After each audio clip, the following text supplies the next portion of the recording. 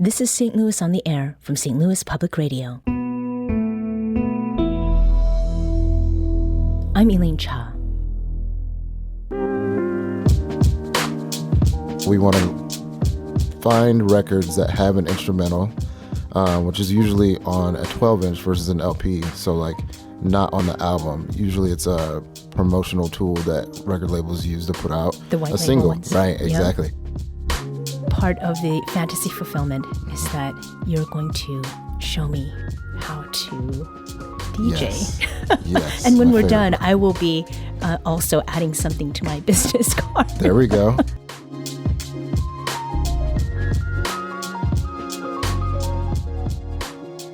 I have several fantasy professions, and for the most part, they live in that realm because I have many more interests than time, money, or I'm going to be really honest, talent.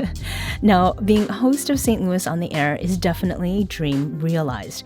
One of the things that makes it such a dope job is the opportunities it affords to explore and share some of my interests/fantasies through and with St. Louisans doing really cool stuff. And today is no exception. We welcome to the studio today someone who teaches people how to DJ. And that is one of my fantasy professions. Welcome to the studio, DJ Whiz, a.k.a. Darian Wigfall, or maybe Thank the you. other way around. Yeah, either way. Welcome to the studio. Thank you for having me. It's good to be here. So we hear that you're doing this thing. It's called Elemental 101. That's right. What is that, Darian? So basically, I was teaching a DJ class for some years up until now, and then the 50th anniversary of hip-hop came along, and the Kransbergs already wanted to do something sort of like teach people how to DJ. And so I brought that class to the Kransbergs, and we broke it down even more to all the elements. So like hip-hop being broken down into at least the 4 elements of DJing, emceeing, graffiti writing, and breakdancing. And then fashion can be added into that as well. We wanted to give at least one piece of those 5 elements to people, to the public, right? So that's what Elemental 101 is. We're teaching DJing from the elements. And where is that happening? Sophie's Artist Lounge. And is each of those elements being celebrated in a particular way and during a particular time at Sophie's? Will it also be at other places that are affiliated with the Kransberg? Yes, so they're having events all year long. There will be things that are definitely devoted to fashion and things like that. And I'm not sure if the other elements will be involved, but we'll definitely involve it in the class just to teach everybody that comes. Okay, so DJing and breakdancing? Yes, we're going to try. I know some breakdancers I want to bring in. I also know some MCs and people in fashion, so yeah, for sure. Fun fact, I took breakdancing lessons when I was a kid. Wow, okay. My mom signed me up for them at the local community center. This is awesome. in Ontario, Canada. Okay, wow. And there was cardboard involved. Yes, of course. And I could do head spins back then. I can't do them now, but... Okay. But we must be kindred spirits. I I used know. to breakdance when I was a kid, too. I'm definitely on cardboard. So speaking of the spinning, Yeah. so DJ is a skill that's seen in many different genres of music. For sure. You've got all the forms of electronic dance music, pop music. What is it about hip-hop DJing that is different or special? I think that, one, hip-hop DJing, if you look at the orientation of the turntables, that's specifically hip-hop, because before that, people would play records with turntables sideways. So it was kind of like a line versus what we call battle mode, which is like kind of my turntables are pointing at you, right? So hip-hop DJing starts with that, turning the turntables in and kind of like at your opponent. And then, there's a lot of kind of bravado similar to the rest of hip-hop where, you have battles, you have people that are trying to up their game with body tricks and scratching and different things that you can use to elevate, similar to the scratch pickles that we were talking about earlier. Right. Yeah. And I think they're celebrating an anniversary right about now as well. Now, how was it that you got into DJing? Like, when did you first touch vinyl in that like battle mode? Yeah. I definitely played records from a young age, but the first time I got into hip hop DJing was I was 17. I was a senior in high school. It was 1998. The beginning. That was here in St. Louis? Yeah, here in St. Louis, Parkway North High School. And we got this tape called Scratch, and it had the Scratch Pickles, the Invisible Scratch Pickles, let me say that correctly, and the Executioners from New York, and a bunch of other DJ crews on it. And it was just some producer had gone around highlighting what they do, and me and my friends were enamored. So I took the beginning of the school year to the end of the school year to save up, and then we bought some turntables that summer after my senior year. I think I was still 17 because I turned 18 in June. But by the time I was 18, I was DJing pretty much weekly in my basement. Okay. Yeah. And then I didn't really do it publicly until probably the next year, like my freshman year in college. I did a party. So at what point did DJing go from being merely a hobby to something that you did with a business card involved, whether it was an official one or something that people just came to know you could teach them to do? Yeah. I don't know. It was kind of a slow transition. I guess it was in my mid-20s. Because I had been DJing parties for a while. People just knew I had equipment and could come out and spin records. And then the digital form of DJing came along, so it became a lot easier, actually, to do it. And so I was doing it more, and then people were like, well, do you want to join me at this club? And I started DJing at the Moonrise with my friend Ben Stein. Shout out to Ben Stein.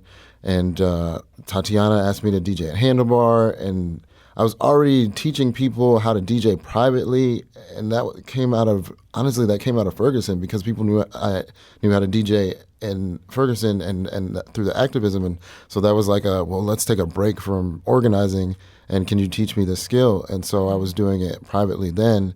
I just started doing it as a business. I had done it before for money, but now people know I teach people how to DJ. So now you have that Yeah. that official and street cred for what you're doing. Yeah.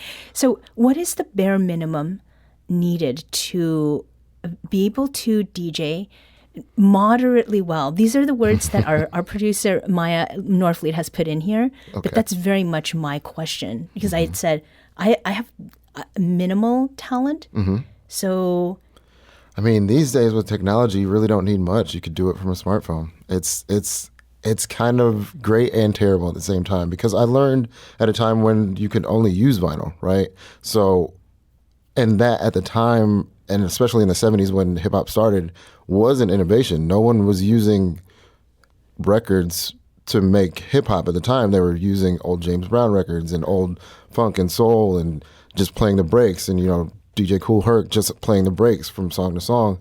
And so it was really an innovation. And at the time, people were like, oh, what are you doing with these records? You shouldn't be doing that with these classic records and things like that. And so I think that if you can use a phone or an iPad or a laptop to DJ, and you respect the craft, then, it's still great. But yeah, you really don't need much anymore. All you need is a smartphone and some way to plug in, or sometimes you can even use Bluetooth.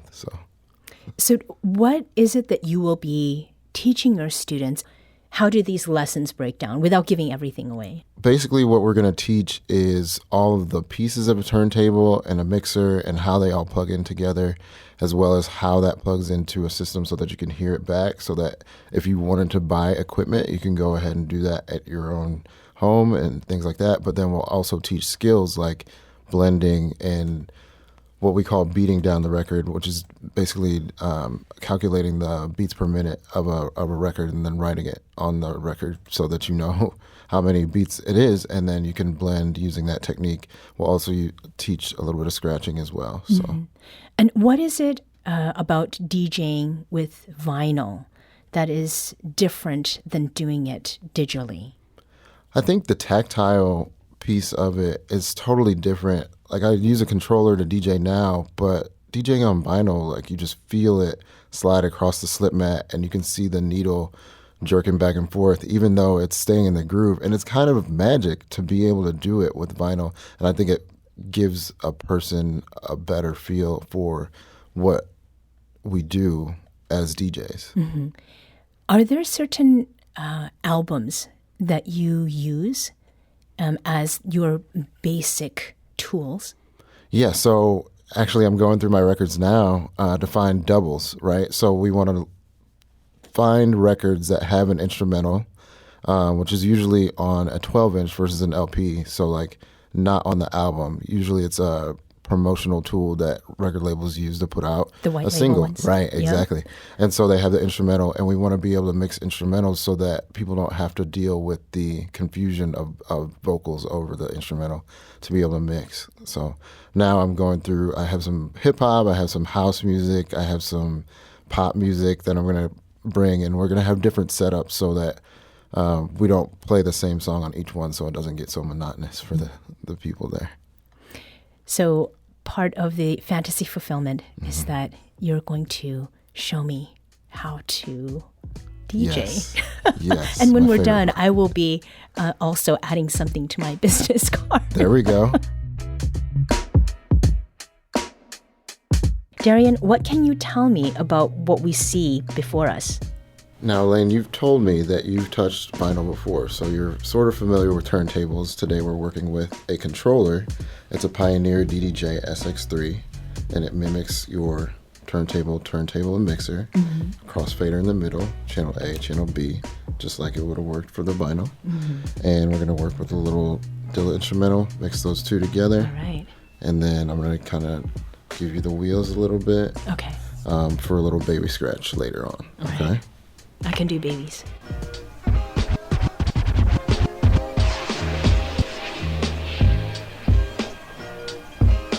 So is there feedback at all if I... No, No. actually, there's no feedback here. So basically, what you would have on a turntable is the needle would be rewinding in the groove, right? But here, it's a digital version of that. So Okay. I'm just rewinding the file, and then I can mix them together. So I'm really then using my ears Yes. to hear the scratch versus feeling it. Yes, you're using your ears way more than your eyes. Now, we can see that on the computer screen here, but back in the day, when you're using vinyl, you can't do that. You can Yeah. only listen to what you hear. Okay. So this- what I'm doing is setting up a cue point, and what I can do is go back to the same part of the song every time, right? So, Oh, that moves it back then. Okay. Yeah. Wow, this looks pretty complicated. it is a little complicated, so I'm not going to have you do Yeah. all that. So was it difficult at all to make the transition from using turntables and vinyl and going to this digital version? It definitely was. Scratching on these and even blending is was a lot more difficult for me. Now it's a little bit easier. Okay. And so when I do that with the file, I have it on both sides, so I can Okay. even put them together. And so when you put them together, you get this effect called the airplane. Oh, okay. And it's much more severe on vinyl, but with the... And that airplane effect, what is that doing exactly? It's sort of compressing the sound Okay. in the system. So you kind of hear that little kind of like phaser in and out. And then what you were saying, like they do the doubles, we can go a little bit faster on one side. Oh, yes, the rocking doubles.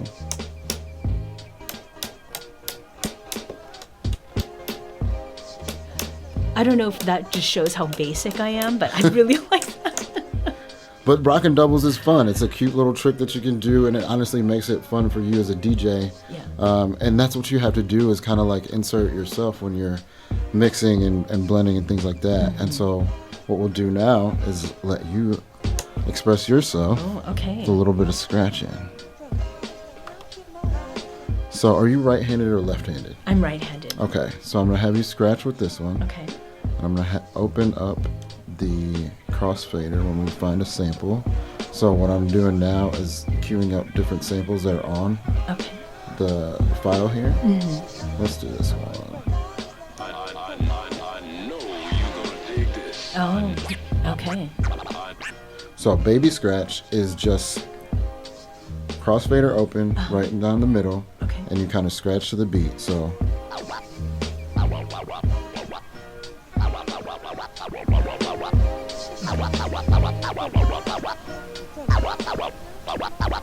And why is it called a baby?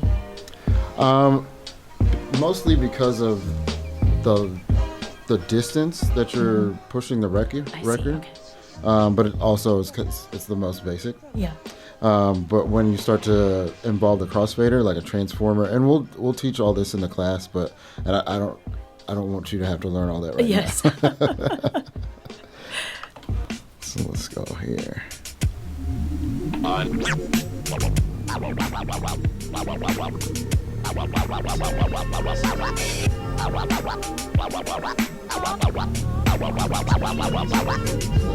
right. Yeah. Okay. So you want to hit play and then catch the record because it's going to start playing, and then go for it.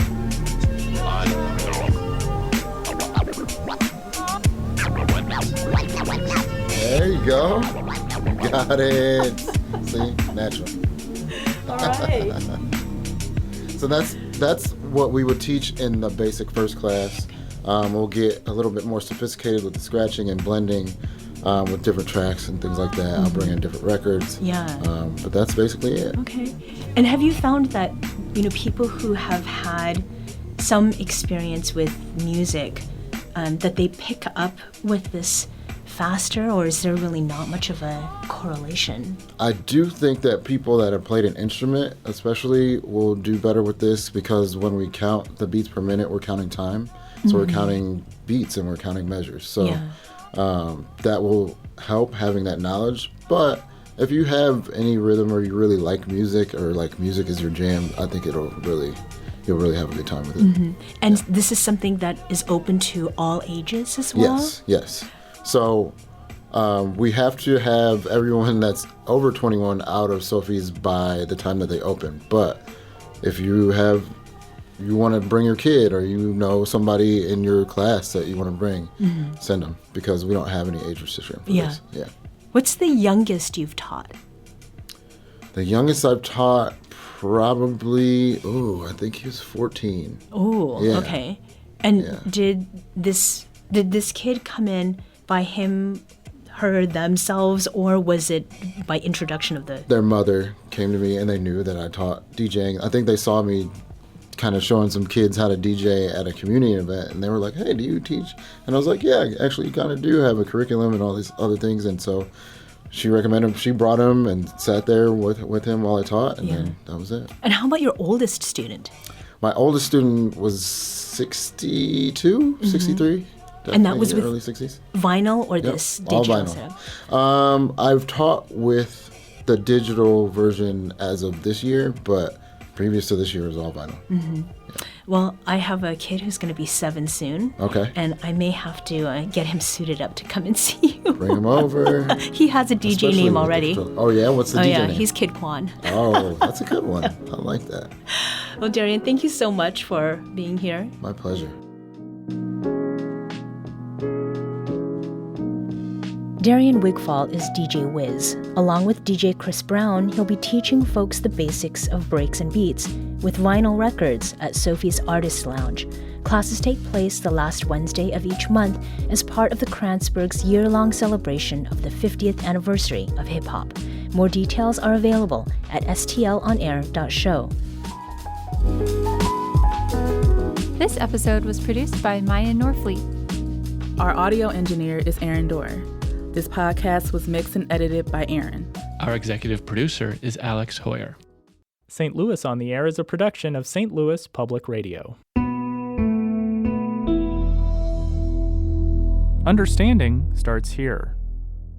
Our podcast proudly supports St. Louis artists by using music from Life Creative Group.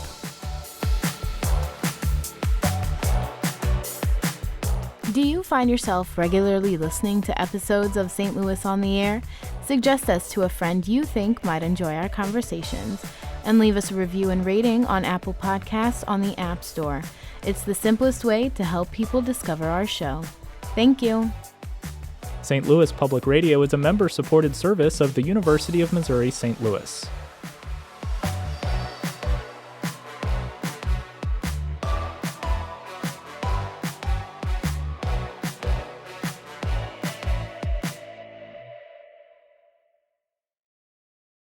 Support comes from the Missouri Forest Products Association. Missouri produces wood pallets, railroad ties, white oak barrels, hardwood floors, and more. Details on the variety of products made in the state are at choosewood.com.